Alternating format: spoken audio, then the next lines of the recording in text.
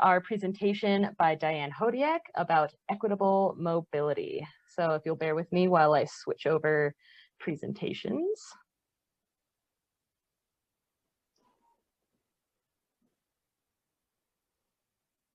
Hi, everyone. This is Diane, and thanks so much for coming today.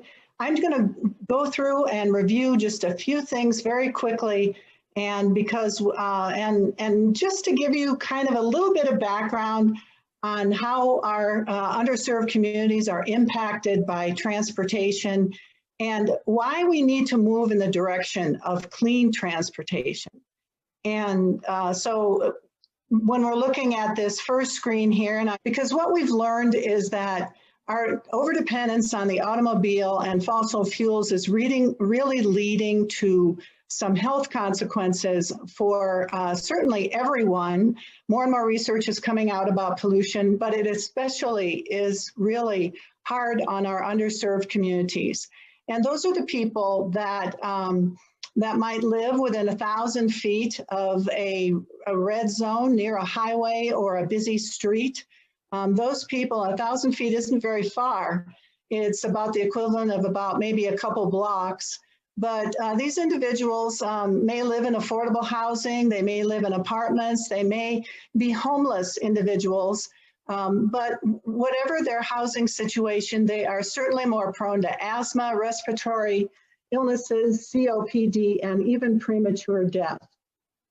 So the Oregon Health Authority has done a new study that is out now where they discuss this pollution and the particulate matter that we are breathing in our atmosphere. And this is particularly important here in Central Oregon because when we get a wildfire, we're just kind of doing a double whammo on the quality of our air.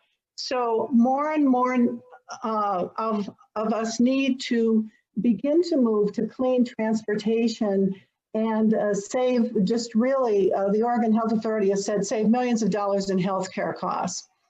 So people, we also find in rural areas, lack access to transportation entirely. They may not have walkable sidewalks. Of course, that's true in some of our urban areas too. So those are the things that we can talk about this evening. Things that, you know, they may even lack a car, they don't have a bike, or they don't even have a way to move around on a bike because the roads are not amenable to that. So we will be asking you to think about how can we eliminate the barriers to commuting in these alternate, cleaner forms of transportation. So I want to thank Leanne O'Neill from Bend Bikes for sharing this diagram. It's really a good one. And she advised me that if you look at the biking lane here, this is an example of a complete streets. And those of you who are familiar with the transportation plan will know that Bend will be working towards the complete street. But the biking lane here, it shows that each transportation group has their own way, their safe way of commuting. And the bike lane is next to the sidewalk, so they don't have to worry about running into a parked car or car opening. The pedestrians have their own lane, as do the other modes of transit, commuting. And transit also has its own lane because that way it can travel faster.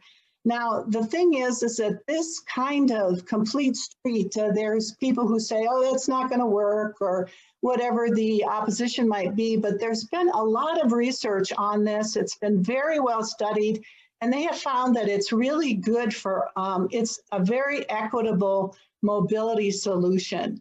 So it's not always possible to do every street like this, but certainly we want to move in that direction. So when we're looking at pedestrians, one of the ways that you could think about, we do hear from some of our stakeholders that, oh, gee, I can't even cross the street where I am. It's just so dangerous. And these kinds of streets with a crossing island make it safer for people who want to cross the street. It gives them a little respite in the middle there.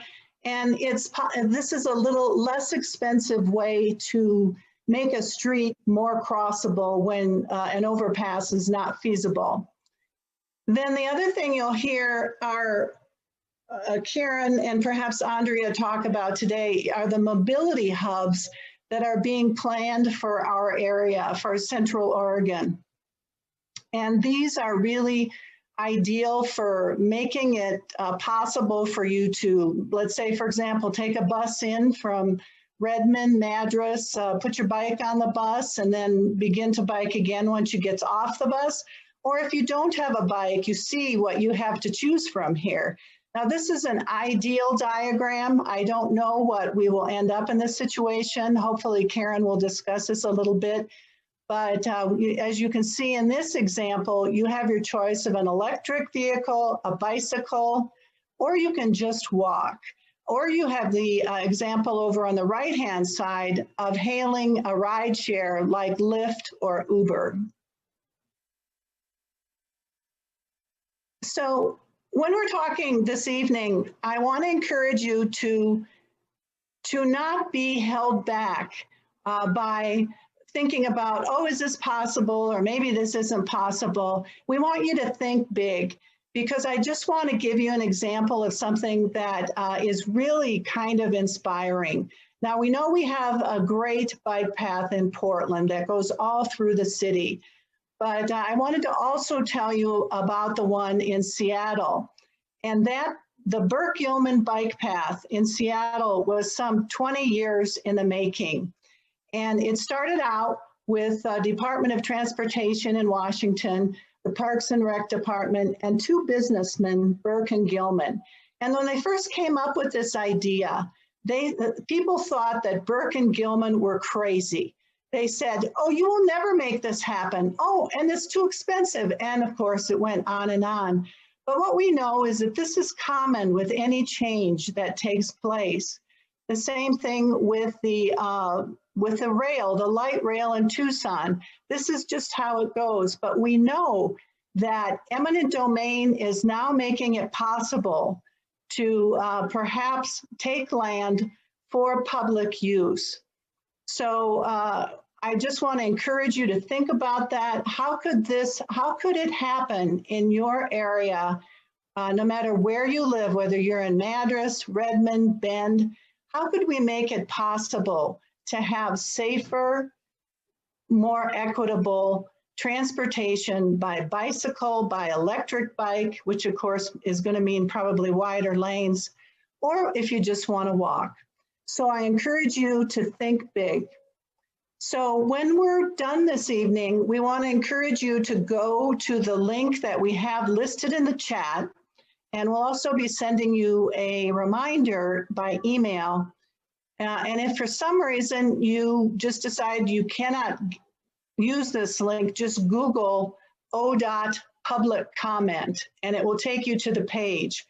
But it's very simple. All you do is use the drop-down box and tell them what you're commenting on, and whether that's you want to comment on the statewide transportation plan, or if you just want to make a comment, you can make a comment just to make a comment.